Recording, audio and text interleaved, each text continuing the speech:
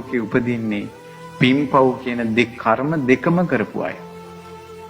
මේකේ පිනක් විපාක දෙනවා, පවත් විපාක දෙනවා.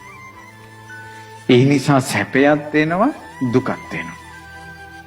මේ අටලෝ දහමෙන් නම් අපිට ගැලවෙන්න බෑ.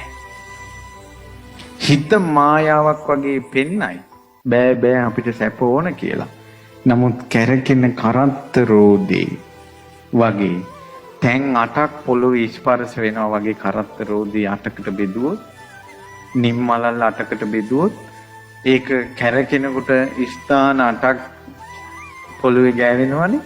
ඒ වගේ ලාභ යසායස නින්දා ප්‍රශංසා සැප දුක කියන කාරණාට කැරකී යනවා. සතුටක් ආවොත් තවත් ඊළඟ මොහොතේ අපි දුකක් බලාපොරොත්තු වෙන්න වෙනවා. ප්‍රශංසා එනකොට නින්දාත් බලාපොරොත්තු වෙන්න වෙනවා. ඊළඟට ලාභයක් එනකොට අලාභයත් බලාපොරොත්තු වෙන්න වෙනවා.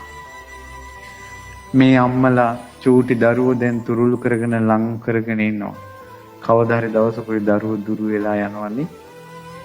ඈතට යනවනේ. හැමදාම ඉන්න බෑනේ. එහෙමත් එකට හිටිය යම් දවසක ඔයාලත් මමත් මැරෙනවනේ. මේ හැමදේම දාලා යන්න සිද්ධ වෙනවනේ. ලෝක සත්‍ය අපි හිතලා මේ හිත හදාගෙන හිටියේ නැත්තම් මැරෙනකොට ගොඩාක් දේවල් පොඩි බැඳගෙන අතෑර ගන්න බැරුව හූල්ලා මේ මහ පොළොවට ආසාවෙන් ආයේ